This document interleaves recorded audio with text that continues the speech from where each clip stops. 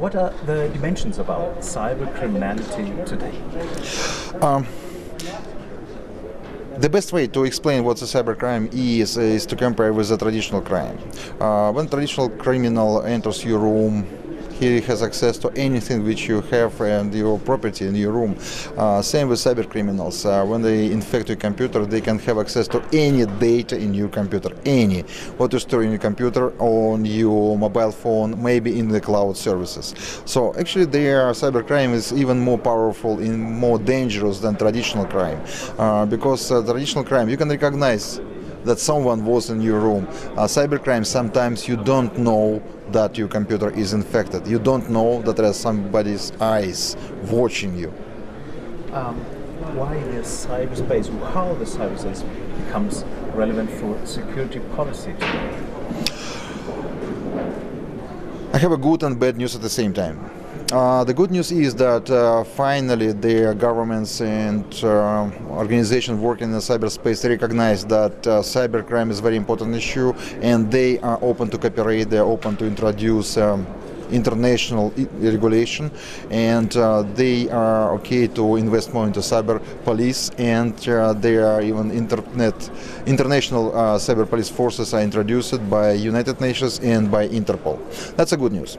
And the bad news is that cybercrime is not just one issue in the internet. Cyber wars, cyber weapon. And unfortunately, till now, governments don't understand that cyber weapon is too dangerous. If we introduce that, if we do that, we will never stop it.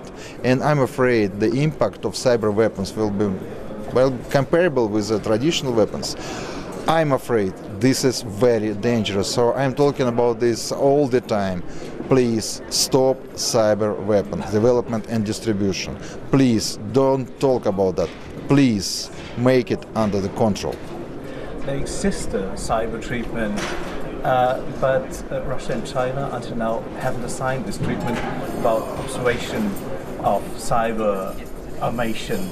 How is it possible to get these two countries to assign this treatment too?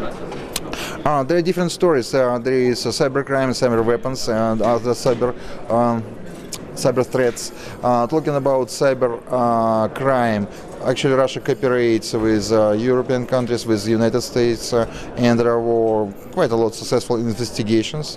Russia supports the United Nations and Interpol. There is a problem with Budapest Convention, but there are some questions in some article. Talking about cyber wars and cyber weapon, I think Russia was first to ask for international cooperation and forbid cyber weapon, and it happened on a cyberspace conference last year in London. And how would you imagine cyber soldiers? How is to imagine forces, armed forces, working, fighting in the cyber space? That's a very good question, because you know that usually the geeks they look a little bit different with usual people, with the ordinary people. I could imagine that they have some very funny military jackets.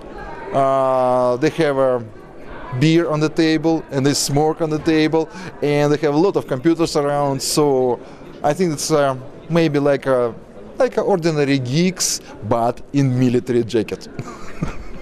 Thanks a lot for the interview. Thank you. You're welcome.